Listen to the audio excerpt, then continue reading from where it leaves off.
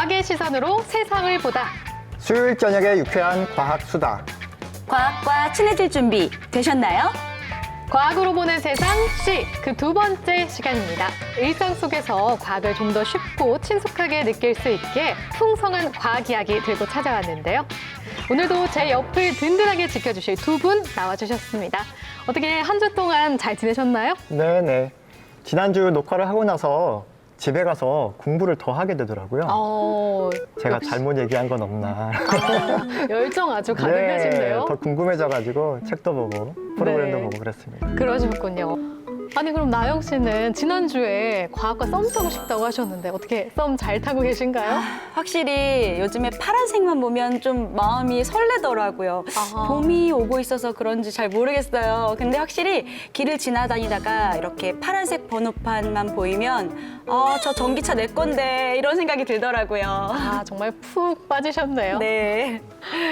그럼 오늘의 주제 바로 소개해 드릴게요. 오늘의 주제는 이겁니다. 오늘도 네, 저기 아, 제가 네. 저기 찍어드렸어요. 저만 안 보이는 건가? 저기 한번 자세히 봐보세요, 나영 씨. 자세히 봐보세요, 나영 씨. 보이는 것 같아요. 네, 이제 좀 보이는 것 같으시죠? 네, 오늘의 주제는요, 정말 요즘 뜨거운 관심사죠. 바로 바이러스와 백신입니다.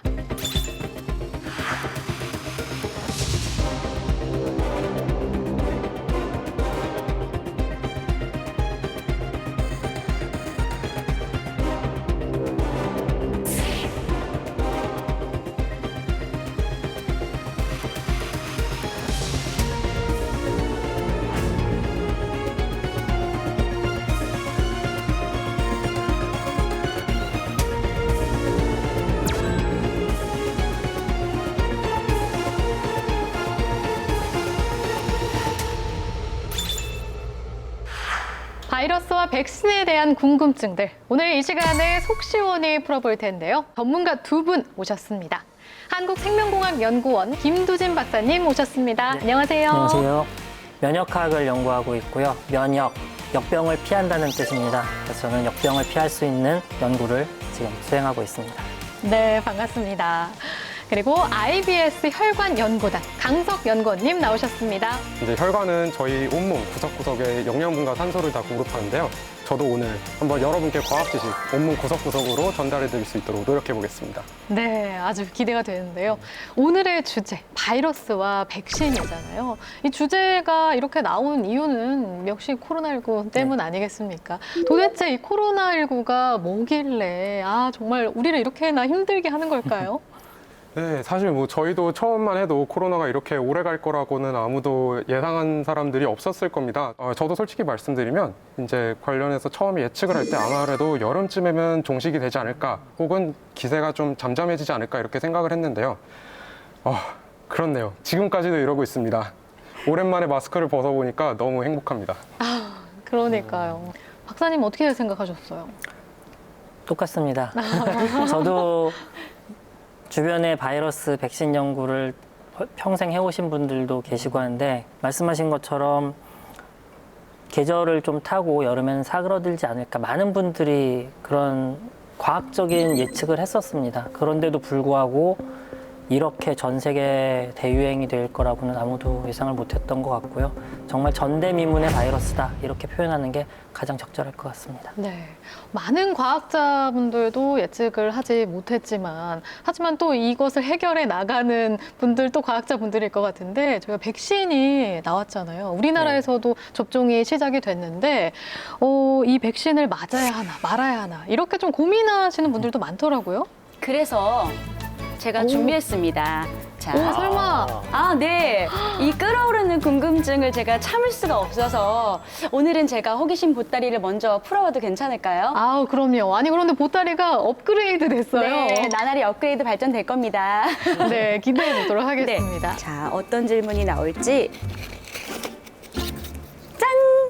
임산부와 어린이. 이거 정말 궁금해요. 임산부들과 어린이들은 좀 위험하지 않을까 이런 생각도 들어요. 사실. 네, 어떤가요, 선생님? 임산부와 어린이들도 백신을 꼭 맞아야 할까요? 그 질문에 대해서는 아직 모른다가 지금까지의 답입니다.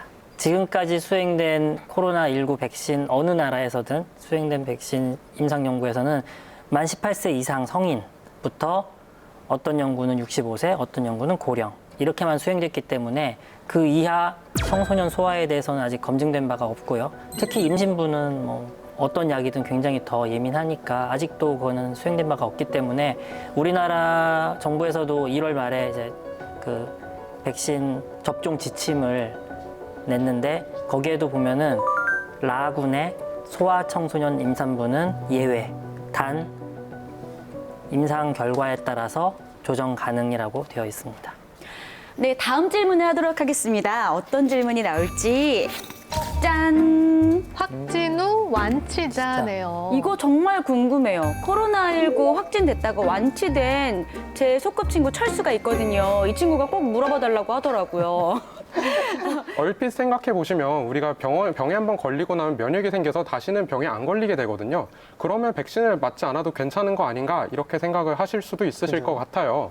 근데 이제 백신 같은 경우에는 저희가 백신을 맞고 나서 항체가 얼마나 오랫동안 유지되는지 그리고 우리가 얼마 동안 면역을 유지할 수 있는지에 대해서 지속적으로 연구가 되어 있고 이제 추적해서 관찰을 하고 있는데 지금 현재 질병에 대해서는 우리가 코로나에 걸리더라도 그게 얼마나 오랫동안 면역이 형성될지에 대해서 충분히 알려져 있지 않습니다.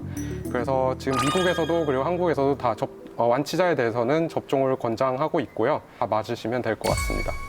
네. 철수 씨에게 맞으라고 전해주세요. 꼭 전달하겠습니다. 자, 그럼 마지막 질문을 하겠습니다. 짠! 좀 길죠? 네, 코로나19 백신과 다른 질병 백신 함께 맞아도 되나 뭐 이런 궁금증인가 봐요. 네, 맞아요. 코로나19 백신 접종 계획이 세워질 때부터 인플루엔자 유행 시기가 다가오면서 정부에서 적극 인플루엔자 백신을 권장을 했죠. 왜냐하면 같이 유행할 경우에는 진단의 문제, 또 입원의 문제, 이런 보건의료 시스템에 문제가 생길 걸 우려했기 때문에 이제 그런 걸로 봐서는 백신을 같이 맞는다는 게 큰 문제가 될 것 같지는 않고 그럼 혹시 좀 걱정이 되시면 좀 기간을 좀 떨어져서 맞는 것도 괜찮은 방법이지 않을까요? 보통 백신 맞으면은 많은 분들이 뭐 국소적인 통증부터 시작해서 아프죠. 조금씩 아프죠. 저도 몇 달 전에 저 독감 백신 맞았는데 한 2, 3일 욱신욱신 하거든요. 이제 그런 걸 생각했을 때는 간격을 두고 맞는 게 확실히 더 좋을 것 같습니다. 코로나19 바이러스가 인류를 위협하고 있고 또 인류는 백신 개발로 전세를 역전시키려고 하고 있는데 백신을 그래도 아무래도 맞는 게 좋겠지요? 어떠세요? 이건 뭐 단언컨대. 단언컨대. 네. 질문은 맞아요. 되게 망설이면서 해주셨는데 답변을 아주 한 번에 네. 해주셨어요. 네. 망설임 없이. 물론 뭐 안전성 논란, 그다음에 여러 가지 그 저희 개인적인 믿음이라든가 그런 것 때문에 백신을 꺼려하시는 분들도 계시지만 지금까지 백신을 우려했던 사람들이나 그런 운동, 사회적인 운동으로 인해서 득을 본 경우보다는 손해를 본 경우가 훨씬 많습니다. 그래서 백신은 그렇게 짠하고 누군가 와 우리 만들어보자 해서 하루아침에 1년 만에 나온 게 아니거든요. 이 기술들은 적어도 수십 년 이상 축적돼서 안전성과 효능이 검증된 기술이고 물론 아직도 더 검증해야 될 부분이 많이 남아있지만 저는 맞는 게 필요하다고 생각합니다. 네, 역시 기댈 곳은 과학기술의 힘인 네. 것 같습니다. 그런데 코로나19 이전에도 굉장히 많은 전염병들이 있었잖아요. 제가 제 기억 속에 있는 것만 해도 메르스, 사스, 신종플루 이렇게 굉장히 무시무시한 전염병들이 많이 있었던 걸로 기억하는데요. 근데 얼마 전 아닌가요? 그것들은 얼마 전이죠? 그렇죠. 네. 저도 기억에 생생한. 사실 네. 수백 년 전, 수천 년 전에는 없었을까요? 아, 이정원의 잡학사전으로 알아보겠습니다. 네. 제가 사진을 하나 띄워드리겠습니다. 어이쿠. 받았습니다. 어이쿠. 받았습니다. 잘 진짜 받으시는데요? 맞죠? 네, 이 사진 한번 보시면 언제쯤일까요? 900년대 초반? 그 정도이지 않을까요? 아, 네, 위상으로 볼 때. 네. 마스크를 다들 쓰고 계시고 또 멀지 않은 때인 것 같기도 해요. 여기 사실 영문으로 걸린 피켓이 하나 있습니다. 네. wear a mask 네. or go to jail인가요, 이거? 네. 네. 마스크를 쓰거나 아니면 감옥에 가라. 굉장히 살벌하죠? 무섭네요. 네. 아니, 이때도 이렇게 마스크 안 쓰고 안 쓰면 감옥에 가야 되고 네. 이랬던 건가요? 지금 마스크를 쓰는 게 너무나 당연시되고 의무가 되어 있는데도 감옥에 간다는 얘기까지는 안 나오잖아요. 그렇죠. 네, 사실 이때 심각한 전염병이 돌았습니다. 1918년 유행했던 스페인 감염인데요. 마스크를 착용하지 않으면 벌금, 징역, 였다고 합니다. 지금보다 더 강력했는데요? 맞습니다. 어. 그리고 제가 사진을 몇 장 더 준비했는데요. 미국 여성이 스카프로 얼굴을 가리고 도로를 지나다니는 사진이라든지 군인들이, 경찰들이 단체로 마스크를 하고 있는 사진이라든지 또 하나 재미있는 사진은 뉴욕에서 중절모를 쓴 한 남성이 마스크를 안 써서 전차에 승차 거부하는 사진이 있습니다.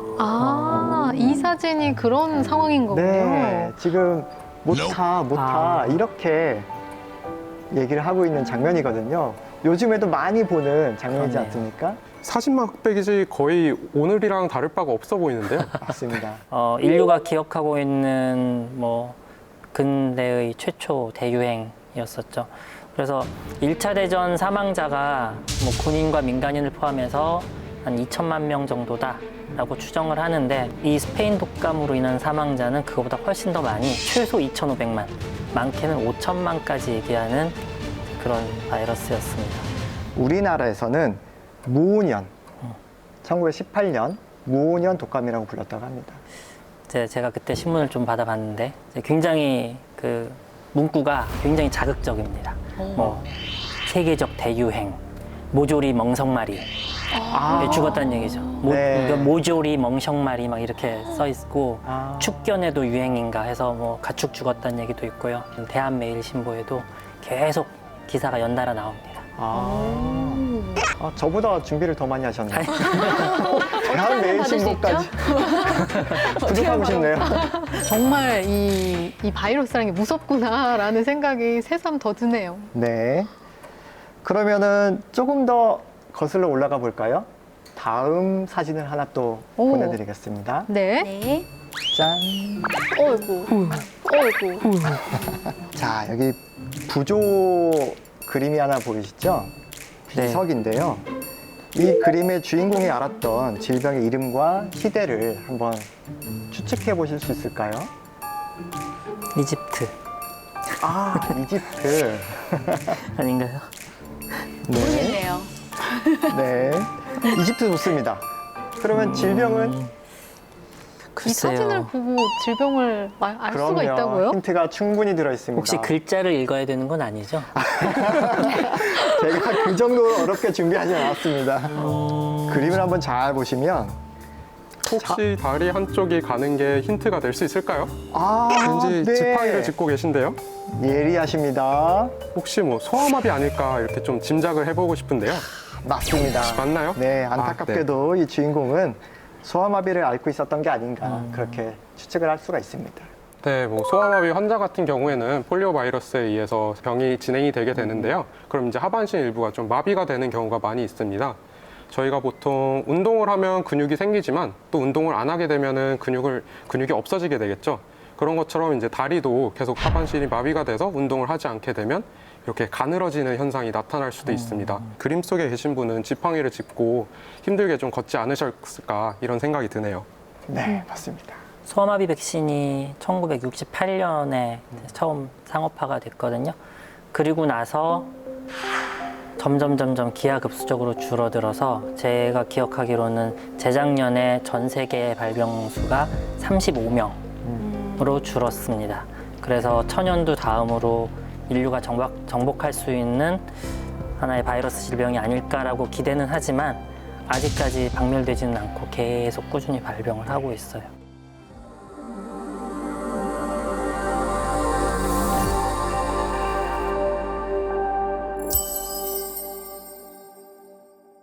이렇게 인류 역사상 다양한 전염병들이 있었네요. 그런데 박사님께서 준비하신 내용에 없었던 저는 갑자기 문득 이런 생각이 들어요. 흑사병은 같은 종류의 전염병 아닌가요? 전염병에 대해서 생각을 해보시면 가장 대표적으로 드는 생각 중에 하나가 흑사병이 아닐까 싶습니다. 당시에 뭐 유럽에서만 흑사병으로 거의 7,500만 명에서 2억 명에 달하는 사람들이 죽었다고 하거든요. 그렇지만 이번 코로나 바이러스랑 흑사병 조금 다른 점이 있습니다. 코로나 바이러스랑 흑사병 조금 다른 점이 있습니다. 아, 저 알고 들으셨어요? 싶어서. 네. 네, 뭐가 맞춘 걸로 다를까요? 해주세요. 네. 네, 흑사병은 세균이 옮기는 거죠. 코로나 네, 바이러스와 좀 맞습니다. 다른 그런. 네. 잠시만요. 무슨 말씀이시죠? 세균과 바이러스가 다르다고요? 다르죠. 세균은 세균. 네, 뭐 박테리아는 또 세포가. 뭔가요? 제가 설명은 전문가 두 분께 네. 맡기도록 하겠습니다. 설명 부탁드려요. 저희가 이번 코로나 사태를 겪으면서 아무래도 병원체, 뭐 세균, 박테리아, 바이러스 다양한 용어들을 다 접해보셨을 텐데요. 한번 여기에 대해서 제가 조금 더 자세히 설명해 보도록 하겠습니다. 와우. 와, 약간 족집게 강사님 같으세요. 그러게요. 네. 기대됩니다. 필기해야 돼. 오늘 크게 제가 이제 세균과 그리고 바이러스에 대해서 알아보고자 하는데요. 한번 시작하기 전에 제가 좀 간단한 질문을 드려볼게요. 저는 살아 있나요? 네. 네. 그럼요. 박사님도 살아 계시죠? 박사님도 살아 계시죠? 그럼요. 질문이 무서운데요. 그럼 여기 있는 의자는 어떨까요? 아, 살아있지 거죠. 않죠? 네, 맞습니다. 아, 네. 쉬운 질문입니다. 함정이 없어요. 네. 함정이 없습니다. 저도 생물이고, 박사님도 생물이시고, 여기 앉아 계신 분들도 다 생물이죠. 그렇지만 이런 기준을 과연 어떻게 나눠야 될까요? 누구나 마음속에서 바로 알 수 있는데, 기준을 나누는 거는 또 생각보다 어렵습니다. 움직이는 거? 식물은 움직이나요? 그러네요. 유전 정보를 가지고 있어야 될 것 같습니다. 네. 역시 박사님은 좀 다르시네요. 정답. 네, 저희가 이제 보통 크게 한 4가지 정도의 기준을 좀 세워볼 수가 있어요. 가장 첫 번째로는 항상성이라는 게 유지가 돼야 된다고 합니다. 제가 지금 오늘은 겨울이네요. 그렇지만 제 온도는 36.5도가 계속 유지가 되죠. 여름이어도 아마 제 체온은 36.5도일 겁니다. 이렇게 외부의 환경과 상관없이 저의 상태가 계속 유지되는 현상을 갖고 있습니다. 두 번째로는 저는 밥을 먹고 소화해서 에너지를 얻고 이렇게 말을 하고 있습니다. 결국 우리 몸속에서는 우리가 물질을 분해하고 합성하고 그런 다양한 대사 과정들이 일어나거든요. 생물들은 그런 대사 과정들이 물질 대사가 있어야 합니다. 그리고 세 번째는 우리가 외부 환경에 대해서 반응하거나 적응해야 됩니다. 우리가 추우면 옷을 입고 더우면 옷을 벗고 이런 것처럼 외부 환경에 대해서 맞춰서 행동을 해서 적응하거나 반응을 하게 되거든요. 그리고 마지막으로는 박사님이 말씀해 주신 우리가 성장을 하고 생식을 해야 됩니다. 그런데 이런 기준을 세우고 나서 좀 신기한 생물이 하나 생겼습니다. 과연 생물이라고 해야 될지도 모르겠는데 바로 바이러스입니다. 이 기준을 만족을 시키질 못했어요. 근데 딱 어떤 특정한 조건에서는 또 생물 같아 보이기도 합니다. 그래서 오늘날에는 좀 이거를 그냥 대충 합쳐서 무생물의 특징을 가진 생물 혹은 생물 같은 무생물이라고도 말을 하기도 합니다.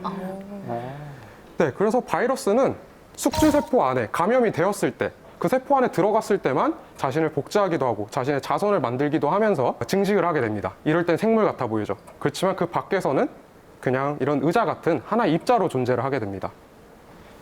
그렇지만 세균은 이와는 달리 혼자서 생존할 수가 있습니다. 혼자서 밥을 먹기도 하고 대사가 일어나기도 하고 자라기도 하고 분열하기도 하면서 그 모든 것들을 할 수 있게 되죠. 따라서 이것이 가장 바이러스와 세균의 가장 큰 차이점입니다. 그래서 여기서 조금 더 추론을 해보면 크게 저희가 한 3가지 정도의 차이를 좀 생각을 해볼 수 있는데요. 가장 첫 번째는 크기입니다. 제가 만약에 자취를 한다고 생각을 해볼게요. 아닙니다. 저 사실 자취합니다. 근데 제가 자취를 하는데 갑자기. 제가 살려면 요리 도구도 있어야겠죠? 네. 세탁기도 있어야죠? 침대도 있어야죠? 저는 이 모든 것들이 있어야지 다 살 수 있습니다. 그런데 어느 날 제가 친구 집에 놀러 갔어요. 친구 집에 얹혀 살기 시작했습니다. 아마 저는 뭐 밥숟가락 하나 정도 들고 가면 될 것 같습니다. 이게 바로 바이러스와 박테리아의 차이가 될 수 있을 것 같아요. 박테리아, 세균은 혼자서 이 모든 것들이 다 필요합니다. 그러니까 사이즈도 커야 되고 그 안에 복잡한 구조도 다 갖고 있어야 되죠. 근데 바이러스는 침입해서 숙주세포의 모든 기능들을 다 이용을 하게 됩니다. 그렇다면 바이러스는 보통 사이즈도 작고 매우 단순한 구조를 갖게 되죠. 그래서 보통 유전 물질과 그것을 둘러싸는 단백질 구조로 이루어져 있는 경우가 많습니다. 그래서 크기를 비교해 드리면 가장 흔한 대장균 같은 경우에는 한 20 마이크로 정도 되는데 보통 바이러스 같은 경우에는 사이즈가 한 0.1 마이크로미터 정도 된다고 합니다. 비교를 하자면 대장균이 농구공이라면 바이러스는 약 강낭콩 정도의 사이즈라고 볼 수가 있겠죠. 그렇게 차이가 크게 나고요. 그리고 구조도 박테리아는 매우 복잡한 구조를 갖고 있고 바이러스는 단순한 구조를 갖고 있습니다. 그러다 보니 바이러스는 그 안에 있는 유전 물질도 보통 DNA 아니면 RNA로 구성이 되어 있는데 구조가 단순하기 때문에 돌연변이가 자주 일어나게 됩니다. 그래서 우리가 아무래도 바이러스에 해당하는 치료제를 만들기 힘든 측면도 많이 있습니다. 네, 이렇게 크게 제가 한번 세 가지로 바이러스와 박테리아의 차이를 좀 요약해 보았습니다. 와. 감사합니다. 아니 진짜 서실 때 느낌이 족집게 강사 같다고 네. 제가 말씀드렸는데 듣고 나니까 확실해졌어요. 쏙쏙 들어오네요. 네, 이해가 아주 쏙쏙 잘 됐습니다. 그런데 저희 오늘 주제가 바이러스와 이제 백신이잖아요. 좀 바이러스에 대해서 그럼 좀 더 깊게 우리 알아봐야 될 것 같아요. 이제 바이러스라는 건 아까 설명 되게 잘 해주셨어요, 강성영 의원님. 일단은 무생물과 생물의 경계고, 작고. 그래서 작다 보니까 이제 옛날에 사람들은 미생물의 개념이 없었었잖아요. 그러다가 현미경이 발견되면서 작은 동물들이라는 이름을 붙인 미생물, 이제 세균이 처음 발견이 되고 1800년대 후반까지도 바이러스 존재를 모르고 살다가 이제 고등학교 책에 나온 얘기입니다. 이제 어떤 사람이 담배에 뭐 병이 생기는 담배잎이 누렇게 되는 병이 생기는데 그걸 갈아서 그 당시에는 세균을 걸릴 수 있는 기술이 있었어요. 그래서 세균을 걸르는 필터를 한 다음에 걔를 다시 담배잎에 뿌렸는데 병이 걸리는 거예요. 세균이 없는데 어떻게 걸리지? 그래서 사실은 그때는 이 세균을 걸르는 막을 통과할 수 있는 뭔가가 있다고는 생각했지만 그게 바이러스라는 존재라고는 생각을 못했고 세균이 내는 독소라고 생각을 했습니다. 처음에는. 그런데 나중에 그런 것들을 다시 이제 검증을 해보니까 우리가 알지 못하는 그때까지 기술로는 눈으로 볼 수 없는 살아있는 뭔가가 있구나 해서 바이러스라는 이름을 붙이게 됐고 이제 그러면서 그 담배 모자이크 바이러스도 관찰이 되고 그다음에 동물 바이러스, 구제역 바이러스가 처음 발견이 되고 사람 바이러스로는 황열병 바이러스가 1900년대, 1930년대쯤에 발견이 되면서 그 뒤로 바이러스 연구가 굉장히 활발하게 되기 시작했죠. 아니 그러면 바이러스가 정말 여러 종류가 있는 것 같은데 이 세상에 그 종류가 얼마나 될까요? 글쎄요. 모르겠는데요. 전문가들도 모르시는군요. 일단 앞에 설명하신 것처럼 바이러스의 그 유전 물질이니 RNA냐 DNA냐 또 그게 뭐 어떻게 생겼냐에 따라서 분류를 나누고 사람들이 거기에 족보를 다 만들어 놨습니다. 동물 식물 분류한 것처럼요.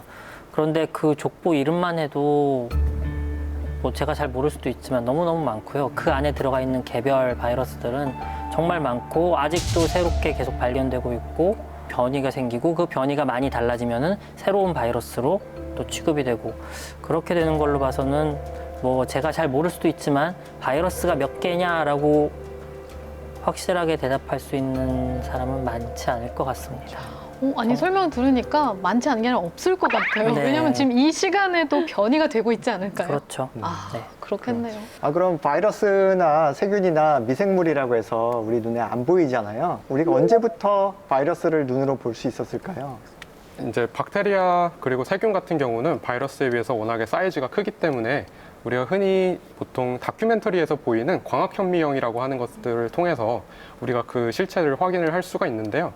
이제 바이러스는 워낙에 작아서 처음에는 그냥 단순히 아무리 현미경으로 확대를 하고 확대를 해도 그 실체를 확인하기가 어려웠습니다.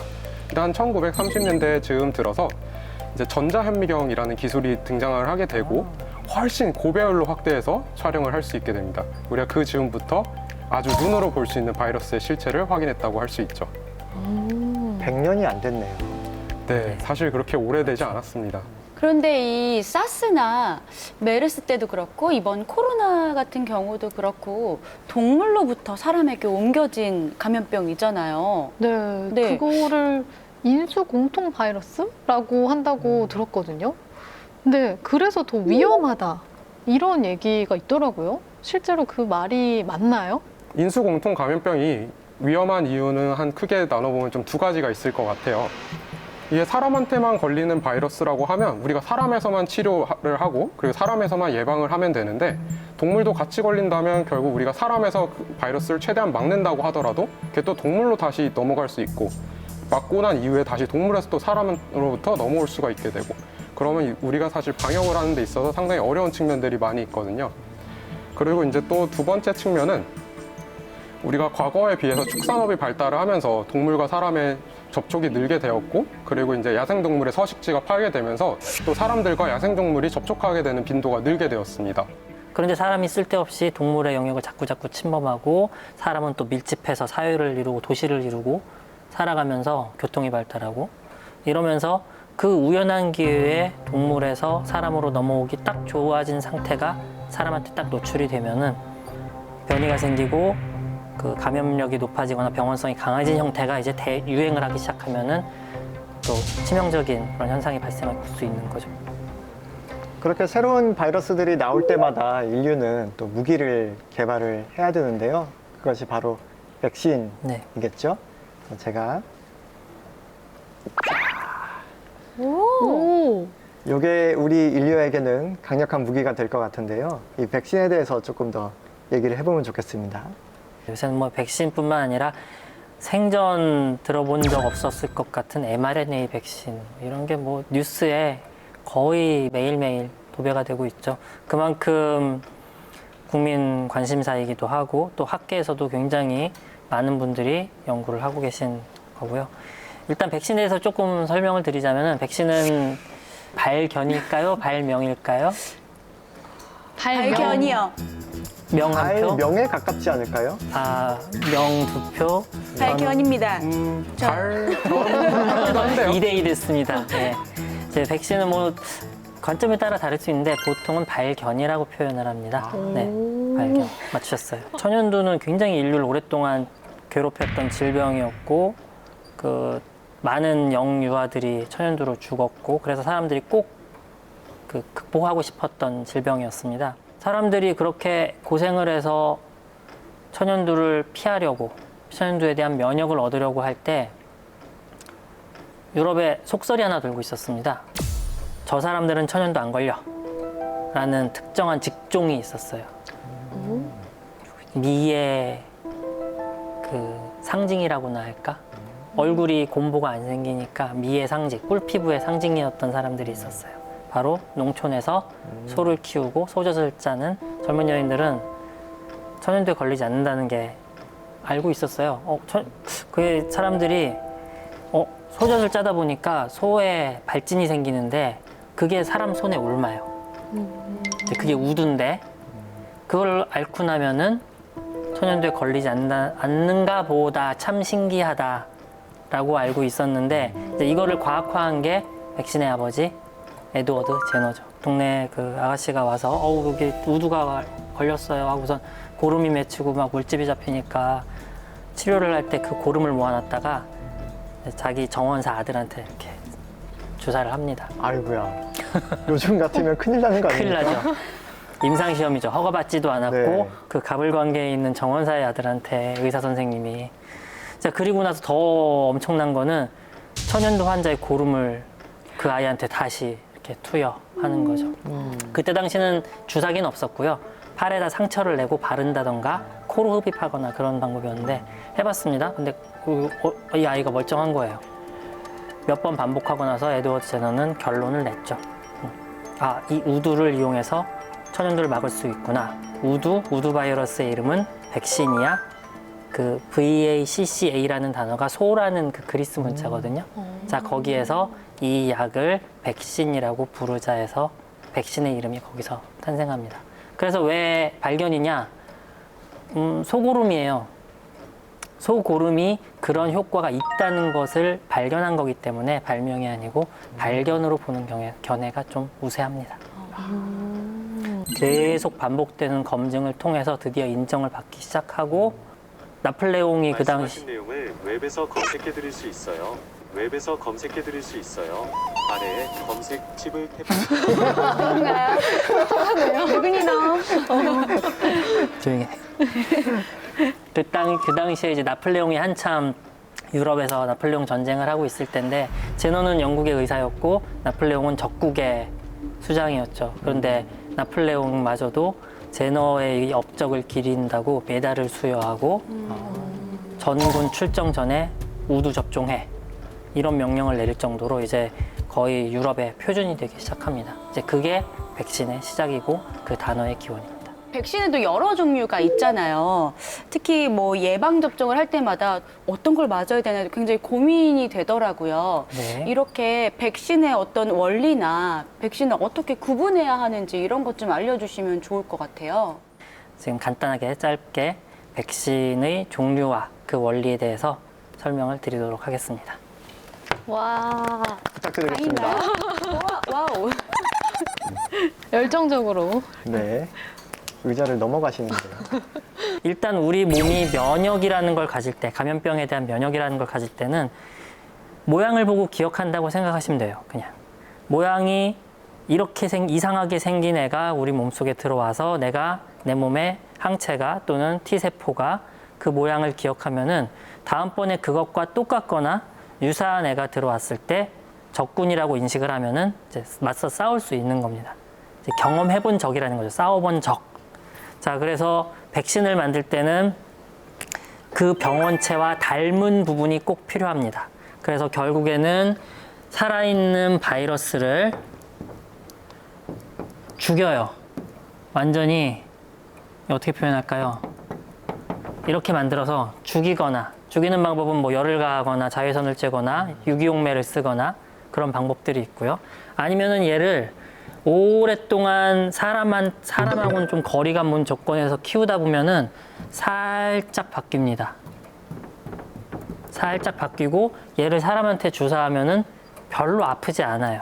하지만 아까 말씀드렸듯이 바이러스와 똑같은 모습은 갖고 있기 때문에 우리 몸이 기억을 할 수가 있죠. 우리 몸 면역 기억이 생기는 겁니다.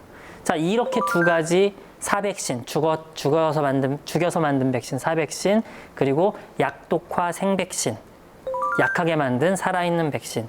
이게 그 백신 초기부터 이제 제너가 발견한 우두가 이거였고요. 살아있는 백신이었고, 백신 초기부터 상당히 오랜 기간 동안 우리가 백신으로 개발해 왔던 게 이 두 가지 형태입니다. 그래서 이게 제일 많고요. 자, 그렇게 하다 보니까 이 방법으로 해서 다 되면 좋은데 해보니 잘 안 되는 경우도 생기고, 또 하나는 얘를 키워야 되죠. 키운 다음에 죽여야 되고, 어떻게든 키워야 이게 만들어지는데 키우기 어려운 바이러스들이 생겨납니다. 그러니까 우리가 잘 못 기술이 아직 발전되지 못해서 뭐 양식을 못하는 거랑 똑같아요. 물고기 양식을 못하는 거랑. 자, 그러다 보니까 굳이 키우는 것도 힘들고 또 이 바이러스가 위험할 경우에는 생산시설도 되게 골치 아프고, 그러다 보니까 그러지 말고 요것만 띄어 써보자. 자, 요것만 띄어 써보는 접근들이 생겨납니다. 자, 그러면은 여기 바깥쪽에 요 단백질 돌기가 있는데, 이제 코로나19 바이러스로 설명을 드리면은 바깥쪽에 스파이크 돌기 단백질이 있는데 걔만 잘 막아주면은 우리가 감염이 안 될 수 있다는 걸 알았어요. 그러다 보니까 이것만 만들자 해서 나온 게 제조합 단백질 백신입니다. 자, 이렇게 해서 나온 백신들이 B형 간염 백신이라든가 지금 자궁경부암 예방 백신이 이런 기술로 나왔고요. 자, 요런 것도 형태만 조금, 모양만 조금씩 다르고 비슷한 원리입니다. 자, 그런데 이제 기술이 발전을 하면서 이것도 너무 힘들어. 만들기 힘들어. 얘보다 쉬울 때도 있지만 단백질을 그렇게 예쁘게 원래의 모양대로 대량 생산하는 게 쉽지가 않습니다. 그러다 보니까 사람들이 그러지 말고 이 단백질 만드는 그 유전물질, 유전자가 이 안에 RNA 형태로도 있을 수 있고 어떤 애들은 이제 DNA 형태로도 있을 수 있거든요. 자, 그러면은 이 중에 누군가는 얘의 설계도인 거예요. 그렇죠? 자, 그러면 이 설계도만 떼어다가 그거를 DNA 형태로 해서 이거를 우리 몸에 그대로 주사하자. 그러면은 이게 우리 몸속에 세포 안으로 들어가서 얘를 만들어내고, 얘가 바이러스랑 똑같은 모양이니까 이제 면역 반응을 유도할 수 있는 거죠. 처음에 이렇게 만든 게 DNA 백신이었습니다. 그런데 사람들이 DNA는 RNA를 거쳐서 단백질이 되잖아. 그럼 RNA로 한번 만들어 보자 해서 만든 게 지금 가장 많이 듣고 계시는 그 mRNA 백신이 이 설계도를 RNA 형태로 바꿔서 이제 요거를 지질 입자로 이제 잘 깨지거든요. RNA는 굉장히 약하기 때문에 걔를 잘 포장을 해서 이제 사람 몸에 주사하는 방법이 지금 나온 거죠. 자, 또 하나는 이 설계도를 DNA나 RNA 형태 말고 다른 바이러스에 넣어볼까? 인체에 무해한 또는 무해하도록 조작한 바이러스에 넣어보자 해서 이 설계도를 갖고 있는 새로운 바이러스를 만들어냅니다. 자, 이렇게 사용되는 것들이 지금 그 아스트라제네카, 얀센, 그리고 러시아 스푸트니크 V 이런 백신들이 이런 기술로 만들어진. 그래서 이거를 바이러스 벡터 백신. 벡터라는 게 이제 전달체거든요. 또 다른 바이러스 안에 우리가 원하는 병원체의 항원을 유전자를 넣어서 전달하는 방법. 그렇게 해서 백신들은 크게 이런 방법들로 사백신, 약독화 생백신, 제조합 단백질 백신, 그리고 얘네들을 크게는 유전자 백신이라고 불러요. 유전자를 이용하니까 유전자 백신 중에 DNA 백신, RNA 백신, 바이러스 벡터 백신 이렇게 분류를 하고 있습니다. 여기까지 백신의 기본적인 원리와 그 코로나19 백신에 어떻게 적용되고 있는지 간단하게 설명드렸습니다. 와. 박사님, 아니 강의 너무 잘 들었습니다. 네, 감사합니다. 네. 아니 그런데 이번에 코로나19 백신은 다른 백신들보다 되게 단기간에 개발이 됐잖아요. 네. 그렇게 가능한 일인가요? 물론 그렇게 됐는데. 가능했죠. 예. 가능했으니까 됐죠. 굉장히 이례적이죠. 하지만 네. 지금까지 이런 적은 없었고 몇 가지 이유가 있습니다. 일단은 기술적으로 뒷받침됐다는 게 가장 크고요. 저기 제가 칠판에 그려놓은 저 백신들은 뭐 DNA, RNA, 아데노바이러스 모두 다 제가 본 것만 20년이 넘어요. 그러니까 그보다 훨씬 오래전부터 사람들이 연구를 쭉 해왔었고 이제 그 감염병에 있어서 가장 이 절실함을 느끼게 해준 거는 메르스였습니다. 사스 처음에 왔을 때는 뭐 별일이 다 있네 이렇게 됐다가 메르스가 오면서부터는 사람들이 조금 생각이 바뀌었죠. 흔히들 플랫폼 기술이라고 하는데 저 플랫폼 기술을 이용해서 뭔가 미래에 다가올 감염병을 대비해야겠다라는 생각을 하는 사람들이 생겼고 메르스를 중심으로 좀 연구들을 많이 데이터가 축적이 됐었습니다. 그래서 그 데이터를 바탕으로 지금 이 코로나19 백신이 나온 거고요. 이번에 백신이 1년, 2년 만에 나왔다고 해서 혹시나 이게 성공적으로 끝난다 하더라도 모든 질병이 그렇게 된다고 생각하면 안 됩니다. 그렇군요. 네, 그런데 이 코로나19 백신이 가장 이야기가 많이 되는 것 중에 하나가 운반이 어렵다. 왜 그렇게 아주 낮은 온도에서 보관을 해야 하는지 이유가 특별히 있나요? 보통 백신 같은 경우에 그동안은 일반적으로 한 뭐 4도씨, 우리가 흔히 냉장칸이라고 하는 곳을 통해서 운반을 하거나 보관을 하게 됐었는데요. 아무래도 이번에 특히 뭐 화이자 같은 경우에는 뭐 거의 영하 70도, 그리고 드라이 아이스를 이용해야 한다, 이런 기사들도 있기도 하고요. 크게 두 가지 이유가 있을 수 있을 것 같아요. 일단 첫 번째는 RNA라는 구조가 DNA나 다른 물질들에 비해서 매우 불안정합니다. 사실 저희도 이제 연구실에서 RNA 관련된 실험을 하거나 할 때는 가급적 차가운 환경에서, 그리고 가급적 깨끗한 환경에서 진행을 하려고 하거든요. RNA의 분해를 막기 위해서 차가운 환경에서 운송을 해야 되고요.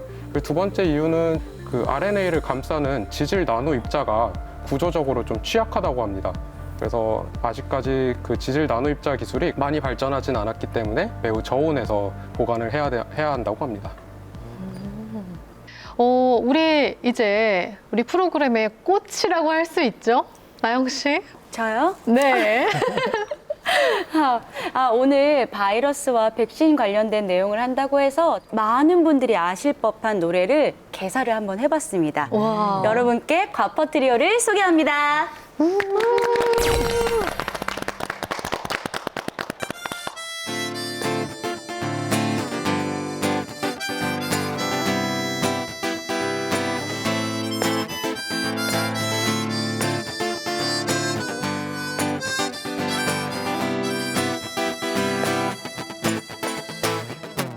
수아마비 메르스 사스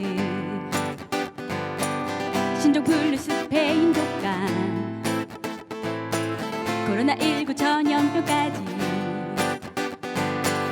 넌 한 번도 우리 곁을 떠난 적이 없었지. 바이러스 오래오래 싸웠네. 바이러스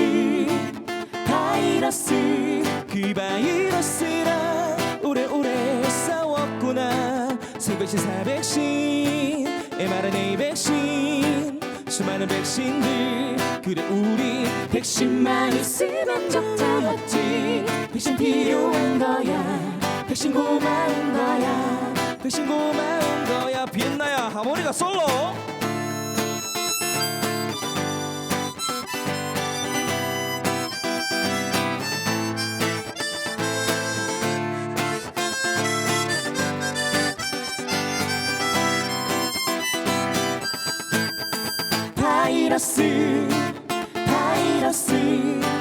바이러스 오래오래 싸웠네.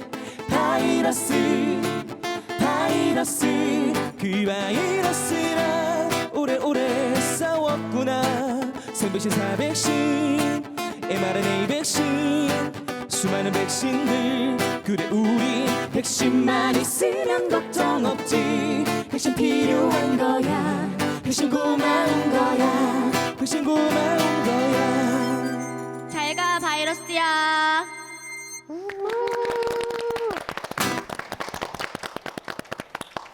바이러스와 백신, 우리 노래도 들었으니 이제 미래에 대한 이야기를 좀 나눠봐야 될 것 같습니다. 아마 모두가 염원하는 것일 것 같은데 이 코로나19 바이러스 좀 종식이 조만간 될 수 있을까요?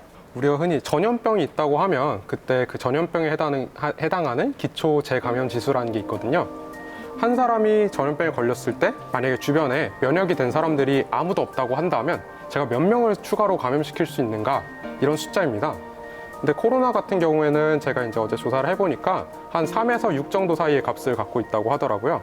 최근에 이제 질병관리본부에서 이 숫자를 거의 매일 발표를 합니다. 이제 대충 살펴보면 한 1 근처의 숫자에서 왔다 갔다 하고 있는데요. 저희가 지금 방역이랑 뭐 마스크, 그 다음에 이제 손소독, 사회적 거리두기를 통해서 대충 1 근처의 숫자를 겨우겨우 유지를 하고 있는 상황입니다. 70%의 사람들이 집단 면역이 형성이 된다면 종식을 우리가 빨리 다가갈 수 있겠지만 그 전이라도 어느 정도 일부 사람들에 대해서 백신을 맞는다면 그 숫자는 분명히 1 아래로 내려갈 수 있고, 그렇다면 저희는 종식으로 간다는 희망을 가질 수 있게 됩니다. 저희가 백신을 맞아도 계속 마스크와 사회적 거리두기를 해야 하는 이유입니다. 근데 얼마 전에 우리나라에서 1호 치료제가 나왔다는 뉴스를 봤어요. 근데 우리나라에서도 여전히 코로나 백신과 바이러스 그 치료제에 대한 연구가 계속해서 진행되고 있는 건가요? 치료제는 지금 항체 치료제 개발된 것들도 충분히 경증 환자에서는 좋은 효과가 난다고 지금 보고가 되고 있고, 백신의 경우도 충분히 저는 기술력은 있다고 생각을 하고요. 다만 검증에 걸리는 시간이 이 국내 개발 완성에 하나의 허들이 되지 않을까, 그렇게 생각이 됩니다. 지금까지 이렇게 인류를 위협하는 바이러스, 그리고 또 그에 맞서는 인류의 무기, 백신에 대해서 이야기를 나눠봤는데요. 마지막 질문만을 남겨두고 있습니다. 저희 공식 질문이라고 할 수 있는데, 바이러스는 그래서 뭐다? 바이러스는 야누스다, 이렇게 한번 꼽아봤습니다.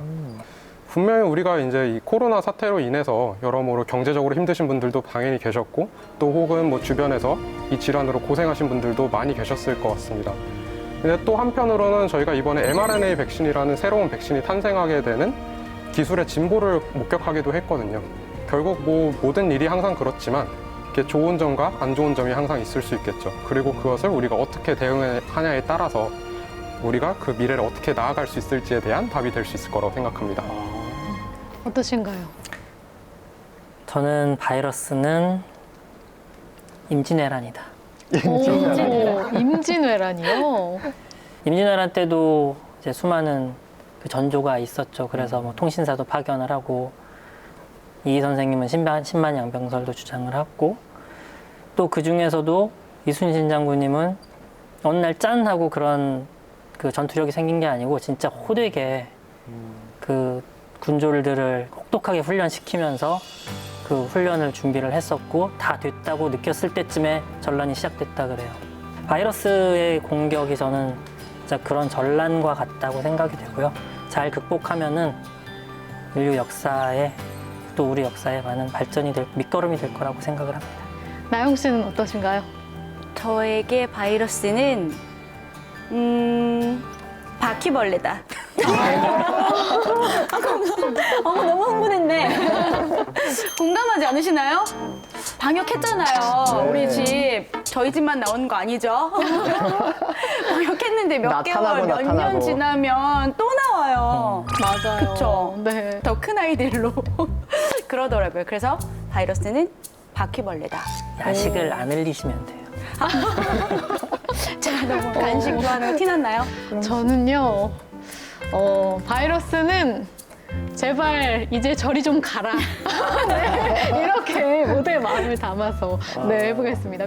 제가 오늘 정리를 해야 되는데 너무 심오한 답변들을 주셔가지고 쉽지가 않습니다. 오, 바이러스는 언제든지 다시 나타날 수 있으므로 대비를 해야 하고 물리치려고 해도 바퀴벌레처럼 다시 나타나고 그러니 안 좋은 면도 있지만 야누스의 얼굴처럼 좋은 면도 있으니 우리 다 같이 공존하면서 살아갈 수밖에 없는 환경이 되었다.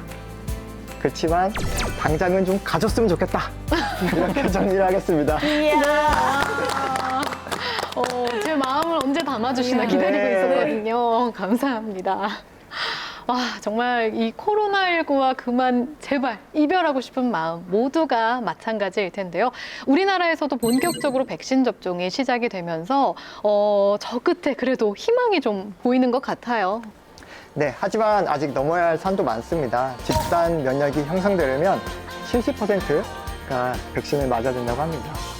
저희가 접종 여부를 결정하는 것은 본인들의 선택이지만 우리 일상 회복을 위해서 다 같이 백신 접종에 참여해 주시면 좋겠습니다. 네. 수요일 저녁에 유쾌한 과학수다. 저희가 준비한 시간은 여기까지인데요. 다음 시간에 더 즐겁고 의미 있는 수다거리를 들고 찾아오도록 하겠습니다. 그럼 저희 함께 외쳐보겠습니다.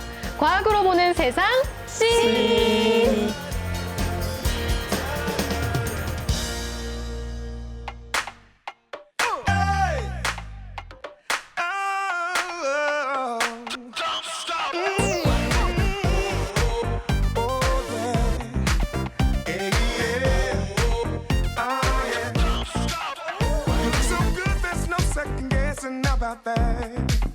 Hey, pretty lady, you know you're bad, yes. As a matter of fact, I know I'm not the first to tell you, my pretty lady.